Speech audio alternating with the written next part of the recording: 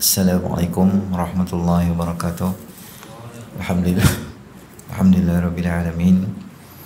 Wassalatu wassalamu ala asyrafil anbiya'i wal mursalin wa ala alihi wa sahbihi ajma'in. Subhanaka la ilma lana illa ma 'allamtana innaka antal alimul hakim. Rabbi shrah li sadri wa yassir li amri wahlul 'uqdatam min lisani yafqahu qawli, amma ba'd. Tuan Imam, ahli hutan kuasa, tuan-tuan muslimin muslimat yang dirahmati oleh Allah Subhanahu Wa Taala.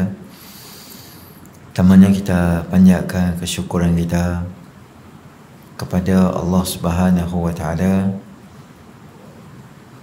kerana dengan limpah rahmatnya Allah Subhanahu Wa Taala beri kita sama-sama peluang berada di dalam majlis ilmu kita pada malam ni. Moga-moga kehadiran kita akan termasuk di dalam amal soleh kita nanti. Amin ya rabbal alamin. Baik,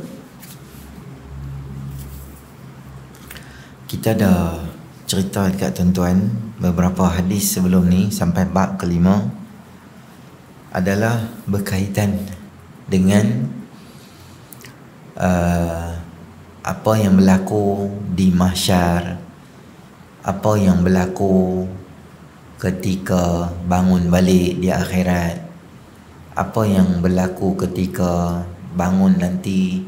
Nabi SAW orang yang awal sekali bangun, awal diberi pakaian adalah Nabi Ibrahim AS, dan beberapa isu-isu atau huru-hara yang akan berlaku pada orang yang tidak beriman pada Allah Subhanahu Wa Taala, terutamanya di akhirat nanti.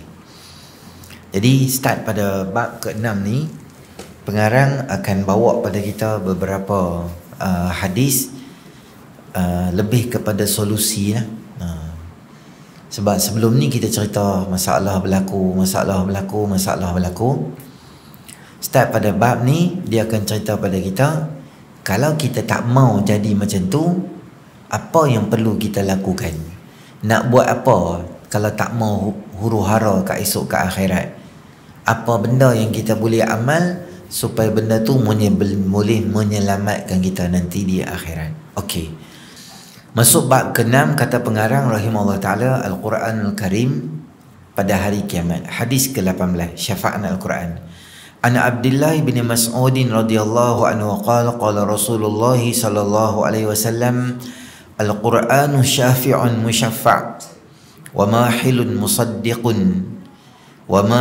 musaddiqun man ja'alahu amamahu qadahu ilal jannah wa man ja'alahu khalfahu saqahu ilan nar. Daripada Abdullah bin Mas'ud radhiyallahu anhu, kata beliau, sabda Nabi SAW, Al-Quran akan menjadi pemberi syafaat yang syafaat diterima syafaatnya, pembela, penyelesai dan saksi kebenaran. Bagi ada kitab muka surat 53. Siapa yang menjadikannya Al-Quran di hadapannya, maka Quran akan memimpinnya ke syurga. Dan siapa yang jadikan Quran berada di belakangnya, maka Quran akan mengheretnya ke neraka. Hadis riwayat Ibnu Abi Syaibah. Baik, setelah kita mengetahui hal berkaitan ahli tauhid pada hari kiamat, maka keadaan Nabi SAW pada hari itu dan situasi manusia menghadapi hari mencabar tersebut, kita mengetahui pula bagaimana Quran bertindak pada hari kiamat demi pembela kepada ahli Al-Quran. Baik, dalam dunia ni tuan-tuan ada dua jenis manusia. Satu, manusia yang baik, dia hidup dalam keadaan baik dan dia beramal dengan Islam dan dia mati dalam keadaan Islam. Itu satu golongan. Golongan kedua ni dia terbahagi kepada dua bahagian. Golongan kedua ni apa? Golongan yang hidup membujur lalu melintang patah, dosa, maksiat, pahala, tak kira apa. Kira hak Allah suruh pun tak buat, hak Allah tak suruh semua buat. Orang ni adalah orang yang berdosa, orang fasik, orang buat dosa ni. Ada dua jenis manusia, golongan. Golongan fasik tu macam mana? Golongan fasik tu daripada awal dia hidup ni sampai dia meninggal dunia, dia hidup dalam keadaan fasik, dosa, hidup tu dosa je manjang sampai dia mati. Dia tak ada taubat dengan Allah. Ada satu lagi golongan orang buat dosa juga, tapi dia dosa, tengah-tengah jalan tu. Umur 30, umur 50, umur 60, ada kesedaran, ada keinsafan, taubat balik. Akhirnya dia jadi orang yang baik, jadi kaki masjid, kuliah dan sebagainya, orang yang soleh. Dan akhirnya hujung dia sama macam golongan yang pertama tadi tu. Dia duduk di golongan kedua, tapi ending dia sama macam orang di atas. Tapi dia punya starting macam golongan kedua, tapi ending dia macam golongan ke atas. Golongan ni golongan yang sangat bertuah. Okey, kita cerita ni pasal orang Islam lah. Ada orang Islam yang baik, ada orang Islam yang berdosa, ada orang Islam berdosa, kemudian dia sempat bertaubat. Golongan yang pertama dan golongan yang ketiga tadi itu tak ada masalah, sebab insya-Allah orang ni dia selamat di akhirat. Kita nak fokus pada golongan kedua. Dia orang Islam, dia buat baik, dia tak pernah buat baik, dia buat dosa macam dosa manjang lah. Dia mati dalam keadaan buat dosa. Dia ni, orang macam ni, ada tak lagi peluang di akhirat esok ni? Ada tak ruang untuk dia selamat esok di akhirat esok? Ya, dia masih ada lagi. Macam mana dia nak selamat esok di akhirat? Dia nak selamat esok di akhirat ni, ada beberapa jenis pembantu yang boleh bantu dia. Antaranya adalah yang kita panggil dia sebagai syafaat. Syafaat ni adalah, kalau bahasa Inggerisnya kita kata recommendation lah. Dia macam tolong request untuk beberapa benda ni, dia request ke Allah supaya dia boleh bantu orang ni di akhirat. Antaranya apa dia? Yang pertama, yushfa'u yawmal qiyamati al-anbiya thumma al-ulama thumma syuhada. Yang pertama, para nabi, dia ada ruang untuk bantu umat dia esok di akhirat. Yang kedua adalah orang yang mati syahid. Yang ketiga adalah orang yang ulama. Jadi kalau kat dunia ni kita ada hubungan dengan para alim ulama, menghadiri majlis-majlis depa dan sebagainya, maka dia kenal, dia boleh syafaat kita esok di akhirat. Antaranya adalah kita pernah bincang dulu dalam hadis kita juga, syafaatul uzma. Itu syafaat agung yang paling hebat sekali yang ada pada baginda Nabi SAW. Patut ada lagi syafaat daripada mukmin yang soleh. Nanti kita sampai bab tu kita cerita. Di kalangan kita yang selalu mayang masjid, orang yang baik-baik ni, ada ruang boleh bantu kawan-kawan dia apabila dia ada ke akhirat. Itu panjang perbahasan. Cuma malam ni, dalam ranking yang boleh syafaat, boleh tolong ni adalah nama dia Al-Quran. Al-Quran ni, dia akan request ke Allah supaya bantu orang yang baca dia. Orang yang baca dia kat dunia, dia akan boleh bantu orang tu nanti di akhirat. Satu. Yang kedua, di samping baca, dia amalkan isi Quran tu. Dua jenis manusia ni yang dia jinak dengan Quran ni, maka walaupun orang tu dia dalam kategori dosa, kategori kesilapan, ada maksiat sebagainya dia buat, maka Al-Quran ini dia boleh datang untuk membantu. Semua syarat-syaratnya ni semua, bila tuan-tuan, bila dia ni masih berada dalam agama Islam, dia tak murtad, akidah la ilaha illallah ada. Dia dosa, dia tak semayang, dia berzina walaupun dia buat dosa-dosa yang besar, tapi dia dalam kategori masih berada di dalam akidah Islam tu lah, dia tak murtad atau dia tak keluar dari Islam. Selagi hang ada dalam circle Muslim Islam, maka satu hari, tapi tak tahu bila, satu hari hang mesti dan pasti keluar daripada api neraka. Tak ada orang yang ada la ilaha illallah dia akan kekal. Itu akidah kita Ahli Sunnah wal Jamaah. sooner or later lah. Sama hang masuk neraka ni dalam tempoh yang lama atau sat, tapi satu hari hang mesti akan keluar daripada api neraka Allah. Itu sabit daripada hadis, bila keluar laki mukmin, neraka akan tutup, dan laki tu bila masuk dalam syurga tutup. Intake baru tak ada. Itu intake last. Habis kawan tu keluar pada neraka, tutup. Maknanya tak ada siapa boleh keluar dah. Dia seal terus pintu tu.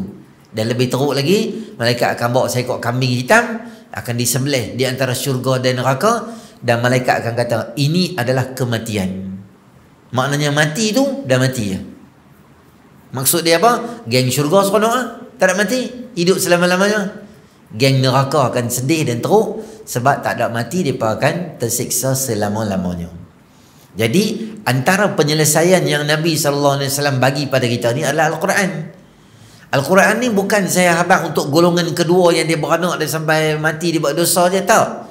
Dia juga sangat-sangat akan membantu kita. Kita hak selalu main masjid yang baik dan sebagainya ni, Quran juga boleh membantu kita, sangat-sangat boleh membantu kita di akhir esok. Kerana kita, saya dan tuan-tuan ni semua ni bukanlah baik terabana pun. Yalah, ada masa maghrib isyak main sikit, setulah kita. Tapi dosa kita tak tahu banyak mana keadaan kita. Kita tahulah dosa kita macam mana, di akhirat esok boleh selamat ke tak boleh selamat.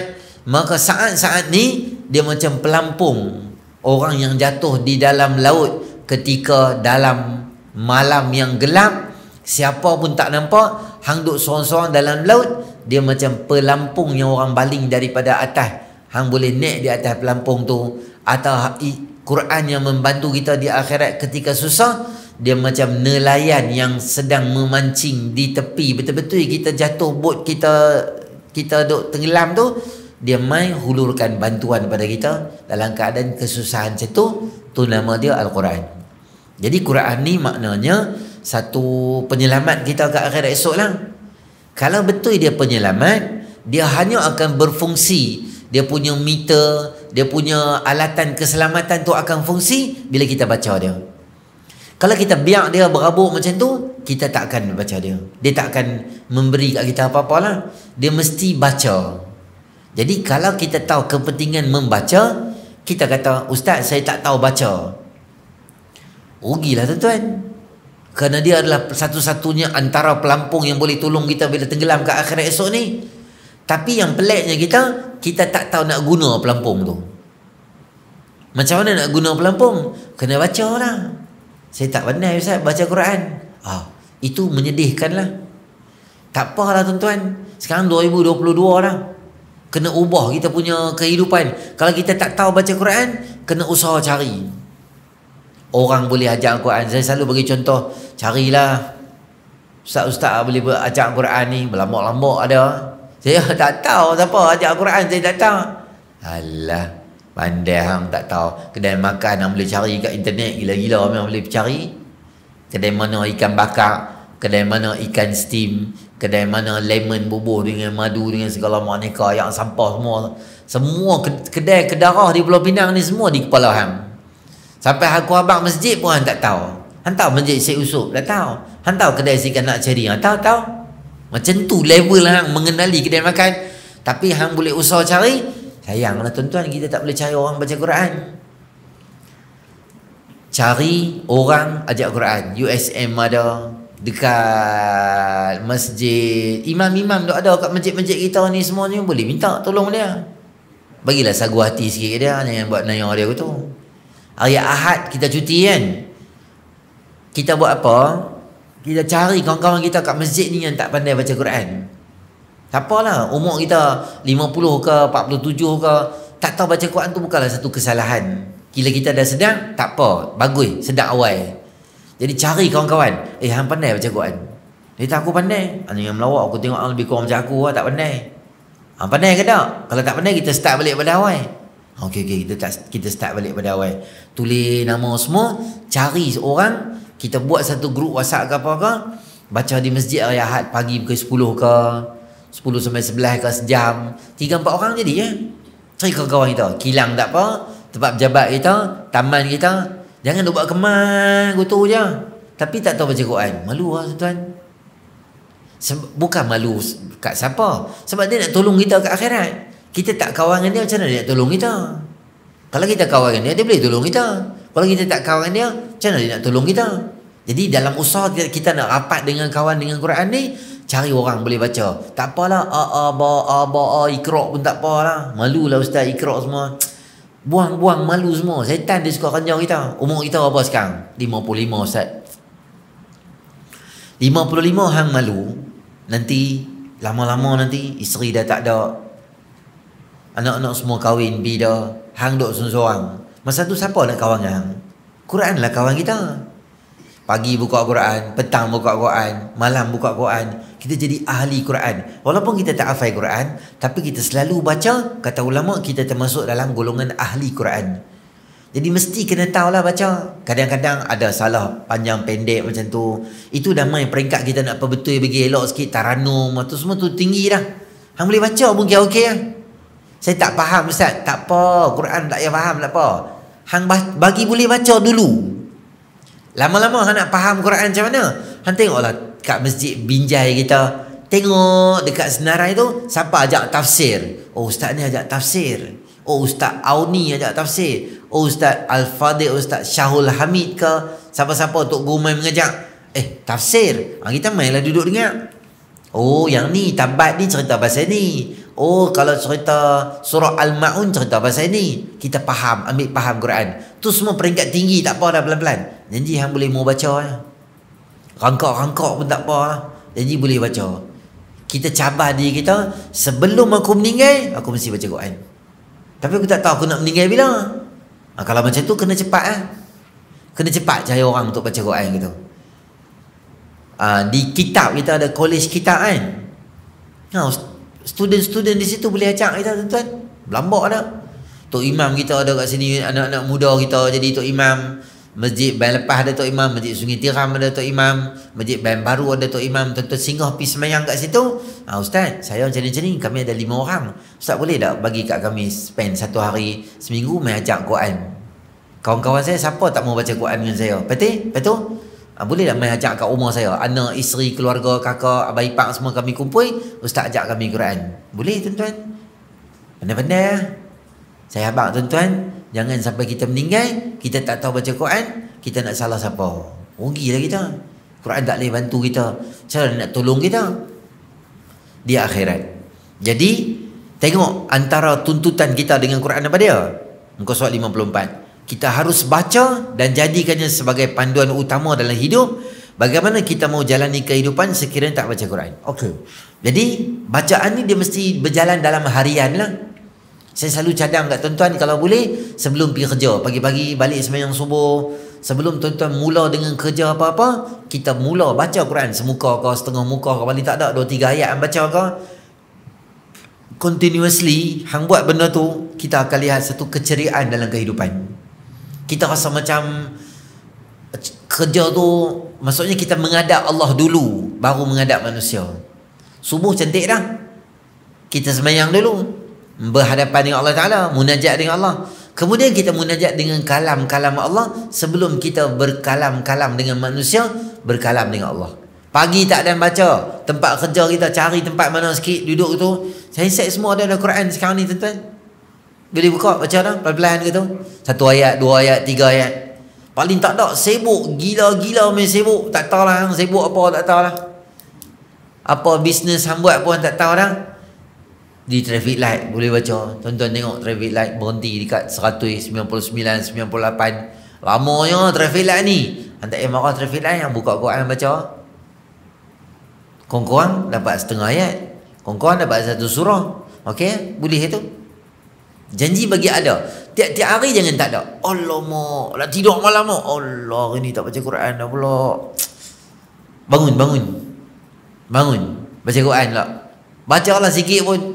1, 2 ayat, 3, 4 ayat ke. Bangun duduk atas tu, buka telefon. Lampu ada kan? Lampu tak payah buka. Tang ni ada lampu lah. Allah Ta'ala buat semua senang lah. Buat apa? Bismillahirrahmanirrahim. A'udzubillahi minasyaitanirrajim. Bismillahirrahmanirrahim. Yasin. Sadaqallahul azim. Tidak. Takkan sikit tu. Gamak lah. Baca 1 ayat kedekut nak mampu. Bacalah panjang sikit 3-4 ayat. Nanti dah. Bagi ada. Paling tak ada kita Al-Mulk kan, kita nak baca tu kan. Tu lah. Jangan tinggal. Isyak kan, kita baca atau kat rumah kita ke. Bagi ada. Quran, dia mesti main di otak kita selalu macam tu. Baru dia akan freshkan balik badan kita. Pemalas tu akan hilang. Dia mukjizat lah tuan-tuan. Tapi sekali dua buat tak nampak. Dia kena banyak kali buat, tuan-tuan akan nampak mukjizat Quran tu. Di Quran ni dia macam dia berlapis tau. Macam masjid kita ni kan. Saya beritahu kat tuan-tuan, dia berlapis daripada atas tu sampai bawah tu. Lapis apa Ustaz? Tuan-tuan pernah tengok dah orang buat popiah tu kan. Kulit popiah tu banyak kan. Orang beli kan jadi banyak tu. Dia nampak macam selapis lah. Tapi kalau tuan-tuan korek buka, dia jadi banyak tau. Dia jadi banyak. Quran dia macam tu. Bukan popiah. Nak abang, bila tuan-tuan baca Quran, Allah buka kefahaman tu surah yang sama. Tapi buang satu lapis yang tahan otak kita daripada faham Quran tu. Allah buka kita. Surah yang sama, kita baca berkali-kali, kefahaman kita macam lain. Lagi baca, lagi dalam. Selama ni kita dah baca ke atas. Bila kita baca, jadi luar biasa kefahaman kita tu. Rasa macam dia jadi lebih faham, lebih mukjizat, lebih faham. Selalu kita duk baca ke ayat ni. Bila kita baca sekali lagi tu, kita rasa nak amal. Rabbana la tuzigh qulubana ba'da idh hadaitana wa hab lana min ladunka rahmah innaka antal wahhab. Allah ajak kita doa tu, kita pun jadi nak amal doa tu. Dia sekali dua je tak heran. Dia kena banyak kali. Baru dia macam faham Quran tu dalam semua aspek dalam kehidupan kita. Tu baca. Yang kedua, faham isi dengan baca terjemahan. Hal ini sama Quran bukanlah bahasa ibunda, sudah tentu memerlukan terjemahan. Yang kedua, di samping kita khatam Quran, bagusnya cari ruang untuk kita upgrade sikit khatam terjemahan Quran. Kita baca Allah cerita apa. Ada benda yang kita boleh faham direct, ada benda yang kita perlu kefahaman. Kena tanda, tak boleh faham sendiri. Tak faham, tanda di situ. Ustaz, saya baca surah A'raf ayat 15, Allah cakap macam ni. Maksud dia apa? Sini hari-hari Ustaz main kuliah. Tuan-tuan main maghrib isyak sini, lepas kuliah jumpa Ustaz. Ustaz ada masa tak? Seminit dua. Oh ni saya baca Quran surah Fussilat. Allah cerita macam ni. Ini macam mana nak faham? Saya baca terjemahan, saya takut jadi seleweng pula. Terjemahan kalau tuan-tuan baca kisah-kisah Nabi, kisah jadi senang, mudah faham. Atau arahan-arahan mudah daripada Quran dia faham. Tapi kalau dia main benda-benda yang melibatkan akidah, melibatkan syurga, neraka, kefahaman yang mendalam, dia mesti rujuk ataupun tadabbur Quran itu sendiri. Baik. Yang seterusnya adalah tadabbur. Tadabbur adalah merenung, meneliti, menganalisis kandungan Quran dengan lebih jelas dan berpandukan tafsir. Ni semua tinggi dah tuan-tuan ni. Ni semua tinggi dah. Tuan-tuan buat apa? Nak faham Quran ni, main kuliah senang sudah, selesai masalah. Ustaz-ustaz main cerita ceramah di masjid ni semua cerita pasal apa? Quran, hadis. Tu cerita pasal tu. Huraian Quran, huraian hadis. Tak payah kita ni, orang awam level kita ni, tak payah nak pergi sampai ke boleh tulis tafsir tak. Tu kerja paling alim ulama tu biar dia buat. Boleh buat lagi bagus. Boleh baca, boleh faham. Yang tu pun cantik dan bagus dan hebat sangatlah. Dan keempat, memahami dan mengamalkan isi kandungan Al-Quran. Macam mana nak amal Quran tu macam mana? Apa Allah suruh kita buat. Apa Allah tak suruh kita jangan buat. Macam mana nak tahu Allah suruh kat mana, Allah tak suruh tak mana? Sebab tu kena main kuliah.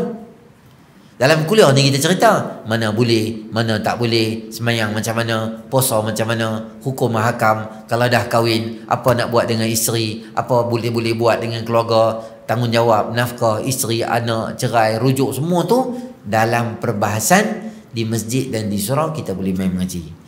Dan yang kelima adalah hafaz Al-Quran. Kalau boleh, dua. Satu, surah-surah lazim kecil-kecil biasa-biasa kita bolehlah bagi hafal. Surah Sajadah ke, surah Al-Mulk ke, surah Insan ke, surah Waqi'ah ke. Pelan-pelan kita boleh hafal, kita hafal. Cara dia selalu baca. Selalu baca adalah cara paling terbaik untuk kita hafal. Ayat Kahfi 1 sampai 10 tuan-tuan baca, ustaz-ustaz main ceramah baca. Mula-mula kelang kabut buka telefon kan. Lama-lama tak payah buka lah telefon. Sebab apa? Pada hafal dah ustaz. Hari-hari duk baca. 2 bulan dah ustaz main ceramah hari-hari duk baca Kahfi, kami pun dah okey dah, boleh baca dah. Dengan membaca selalu adalah langkah awal yang mudah untuk kita menghafaz Al-Quran. Kalau itu kita lah, maksudnya kita upgrade diri kita sendiri. Janganlah memanjangnya wala'as dengan ina atau ina. 2 surah tu je. Lagi 113 surah siapa nak baca? 112 surah semua 114. 2 surah tu kita baca, siapa nak baca lain? Jadi kita hafal. Yang nombor 2, kalau boleh anak-anak kita hantarlah 1 dalam 5 orang, hantarlah 1 hafal Quran. Anak tak ada dah ustaz. Ustaz abang lambat. Saya ingat nak menikah lain dah, start berdawai. Tak payah duk gatai lambat lah. Lagi anak tak ada masak, padam dulu dah. Anak menekan ke? Cucu ya. Kalau dia mau, pujuk dia, doa banyak ke Allah. Bagi ada zuriat keturunan kita yang hafaz Al-Quran. Kerana mereka ini antara golongan-golongan yang boleh membantu untuk syafaat esok di akhirat. Allah Ta'ala sebut dalam Quran berkaitan dengan keluhan baginda Nabi SAW tentang umatnya kadang-kadang tak apa ambil berat dengan Quran. Apa dia Allah Ta'ala sebut? Wa qala ar-rasulu ya rabbi inna qaumi ittakhadhu hadzal qur'ana mahjura.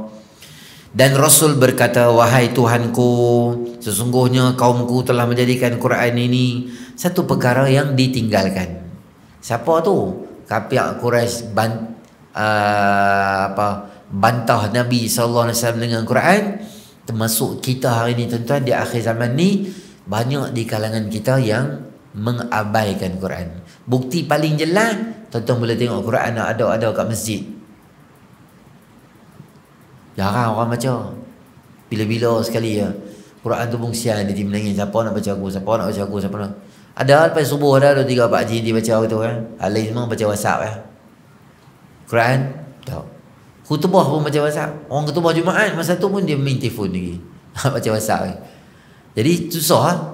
Jadi kena ubah kita punya mentaliti kita, kena rapat balik dengan Quran, bagi boleh Quran juga. Paling tak ada juzuk amma tu tuan-tuan baca pun boleh ke? Baca wadduha, buka Quran, baca hak tahu wadduha ke, baca alam nasyrah ke, baca was-sama'i zatil buruj, was-sama'i wat-tariq. Apa-apa nak baca Quran yang hantar tu, baca tu bagus. Sementara kita nak belajar, ustaz tu nak ajak kita bagi pandai surah yang lain, kita baca dulu surah kecil-kecil ada-ada tu, kita bagi cerdik dan bagi pandai. Kita fikir apa? Quran ni dia bantu kita kat dunia, dan Quran ni lah juga paling penting, dia akan tolong syafaat kita kat akhirat. Kita cerita huru hara akhirat ni bukan satu lawak punya cerita. Jadi Quran akan mai, dia tolong kita. Bukan di mahsyar tuan-tuan. Quran mai di mana? Seawal kubur dia mai lah. Seawal kubur dia mai. Dia tahan duk relax. Tak apa. Aku akan tolong settle untuk hang selalu baca. Kita tanya hang siapa? Akulah Quran yang hang selalu baca kat dunia. Kadang baca pelan, kadang baca kuat. Aku main untuk bantu hang esok, di akhirat esok. Mak, isteri, kakak, abang, siapa pun tak akan main. Quran dia akan main. Peliknya kita, benda yang akan tolong kita, kita tak pegang tangan dia. Benda yang akan kita tinggal, kita pegang tangan dia. Macam dunia, benda hak sedekah kita tak bagi banyak sebab dia akan tolong kita. Tapi benda yang akan hilang, duit tu biasa, tapi kita pegang dia. Kita lupa nak pegang bab sedekah. Sama macam Quran. Dia pembela yang sangat utuh dan kukuh yang akan bantu kita nanti di akhirat. Jadi saya doalah semua tuan-tuan yang ada di sini, kalau tuan-tuan tak boleh baca, dengan nama Allah, pergi cari orang suruh boleh baca. Merangkak-rangkak pun tak apa, Allah bagi pahala lebih kat kita, 2 kali pahala. Sebab hang merangkak pun hang nak baca pelan-pelan, memang macam tu lah tuan-tuan. Dan Quran ni dia sangat suka merajuk. Bukanlah markah. Tapi kalau kita tuan tak belai dia merajuk tu. Tuan-tuan hafal, lama-lama tinggal dia di belah tu ya. Tuan-tuan tak ambil, tak baca dia, maksudnya kalau hang buat takyiran aku buat takyiran kat hang. Dia macam tu Quran. Quran ni dia macam baby yang menangis dekat rumah kita. Kita kena dukung dia diam lah. Dia rapat dengan kita. Kalau baby tu duduk nangis, kita buat tak erti jalan, pergi jalan main tu, baby tu nangis gitu. Quran dia akan rapat dengan orang yang belai dia, sayang dia. Baby tu suka kita main dengan dia, kita bawa apa mainan dengan dia, dia suka, dia rapat dengan kita. Dia tengok kita, dia lari main. Bapak balik kerja, anak-anak kecil lari main. Bapak peluk bapak dia. Sebab bapak dia rapat dengan mereka, sayang kat mereka. Quran macam tu. Kalau kita nak Quran rapat dengan kita, kita kena rapat dengan Quran. Saya abang tuan-tuan, kalau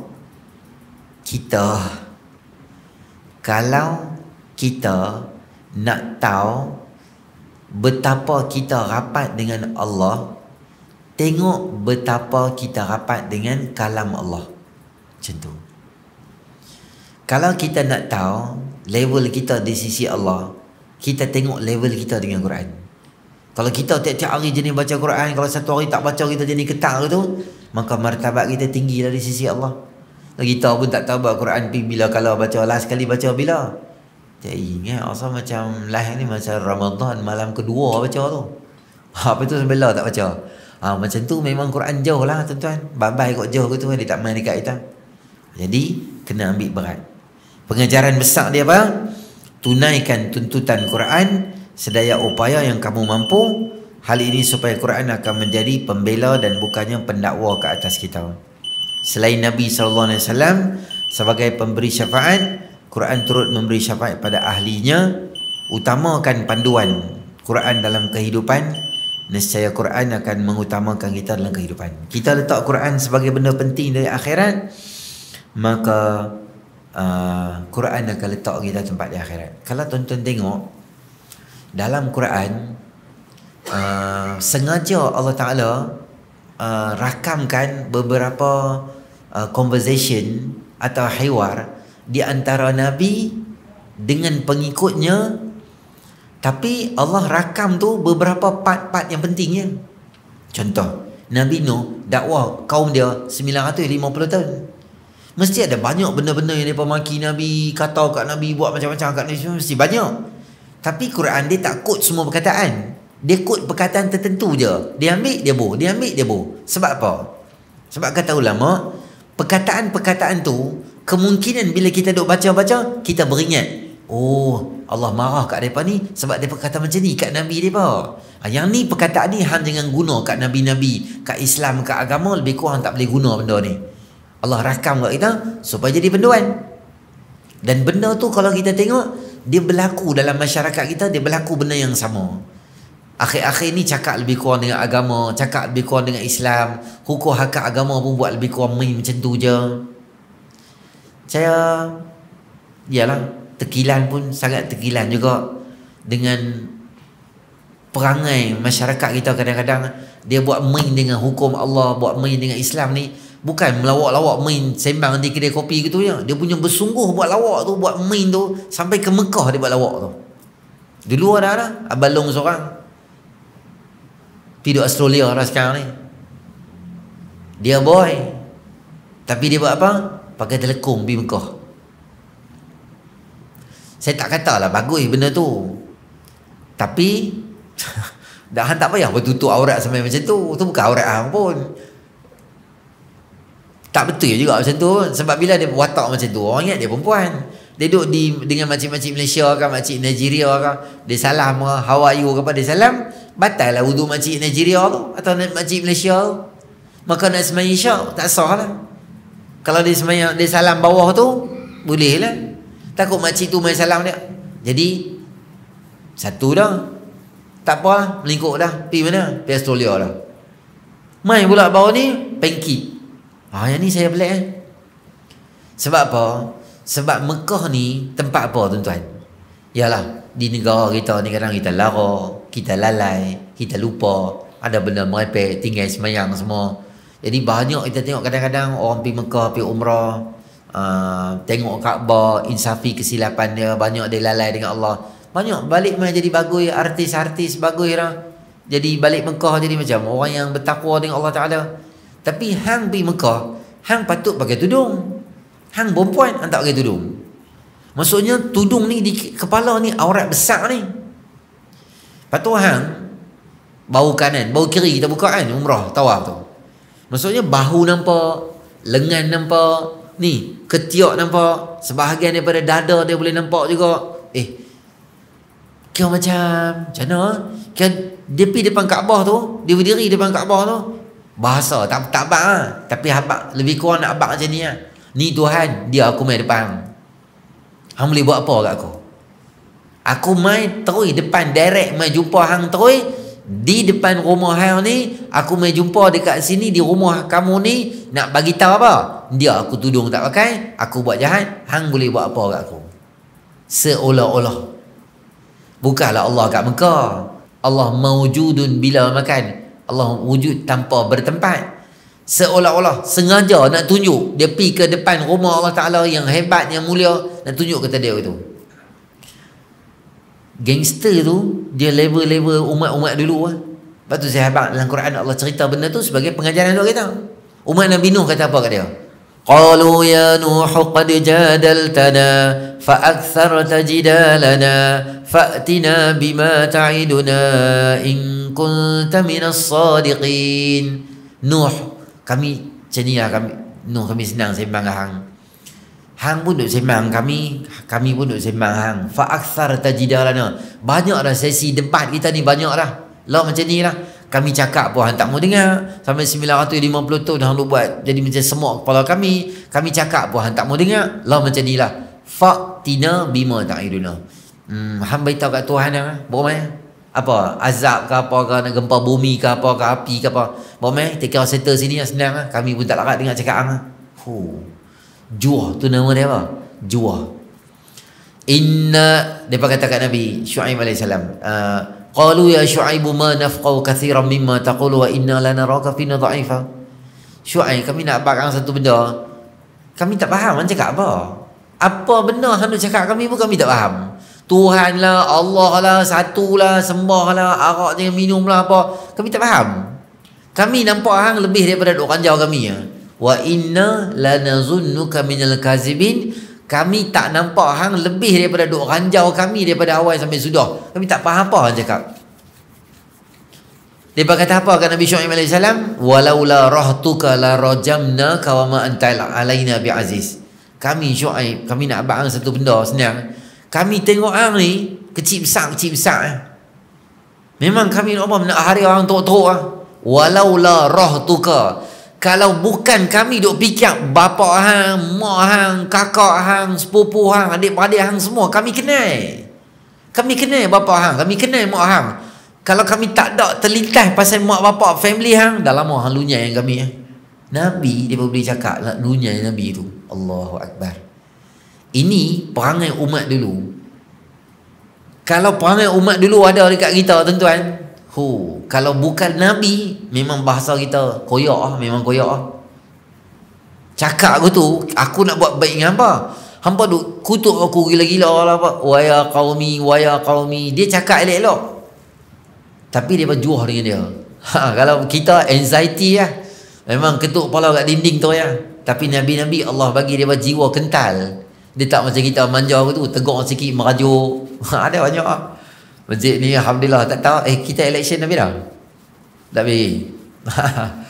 Ada setengah masjid tu lah, oi koyak, tak jadi AJK tak main-main lah. La ilaha illallah. Sebab apa? Tu baru kecil Nabi-Nabi dulu. Kenapa? Ada jawatan, Alhamdulillah Allah pilih kita untuk jaga masjid.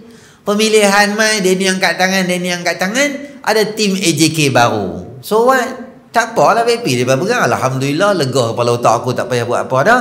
Hampa hak urus, lama hak urus. Apa-apa nak minta bantuan aku boleh tolong kat hamba. Senang aja aku tolong hamba. Apa aku dah lega dah. Semayang hanya merajuk dengan masjid. Masjid main macam biasa, kuliah semua main macam biasa katanya. Kan lagi senang, kita tak ada jawatan, kan lebih mudah. Oh merajuk tu. Memang kita kalau kena macam Nabi, memanglah jadi macam serabut kepala. Tapi berani saya nak abang tu, berani umat-umat kita ni lebih kurang cakap beragama, buat lawak aku tu. Bila Allah tak azab segera, dia ingat apa dia buat tu betul. Cakap kita lebih kurang, tak boleh tegur sikit. Macam-macam lah tuan-tuan lah, yang akhir zaman yang berlaku dalam masyarakat kita hari ni. Jadi apa pun kita balik main pada Quran balik, supaya jangan kita jadi macam umat-umat terdahulu yang mereka buat pangai dengan para anbiya alaihi salatu wassalam. Kau Nabi Allah Hud alaihi salam, depa kata apa? Inna lanaraka fi safahah. Kami melihat kamu ni Hud tak lebih. Safahah ni bahasa kasar bodoh tuan-tuan. Terjemahan bahasa kita binjai. Kami tengok ni macam bodoh tau. Cakap pasal Tuhan lah apa. Kan tak ada kerja lain ke? Kami duduk kedai kopi kami cerita pasal Tuhan. Tuhan. Semua orang ni. Kami tengok macam bodoh macam ni. Inna la naraka fi safaha. Safaha tu bodoh. Cakap lebih kurang bak ambil. Dia berkata apa? Man asyaddu minna quwwah. Siapa lebih kuat daripada kami? Macam sekarang ni. Siapa lebih glamour daripada aku? Siapa bisnes lebih rancak pada aku? Siapa lebih banyak duit pada aku? Dia rasa duit, glamour, semua tu benda besar. Jadi dia boleh lawan Islam. Dia boleh cakap gitu ya. Apa yang kena pada kaum Nabi Allah Hud alaihissalam sebagai satu peringatan pada kita supaya jangan kita buat sesuatu main-main dengan agama Allah Subhanahu Wa Taala. Apa mereka kena? Mereka kena kemarau yang panjang, kemudian didatangkan malaikat azab sebagai pekikan yang kuat pada mereka, dan datang angin atau angin yang sangat angin yang kuat yang rosakkan semua tanaman, rumah, kampung mereka semua, dan tambah sayhah ni pekikan malaikat. Macam mana pekik saya tak tahu lah. Tuan-tuan pernah duduk kadang-kadang kita buat speaker, buat program ceramah ke apa, dia bunyi gitu.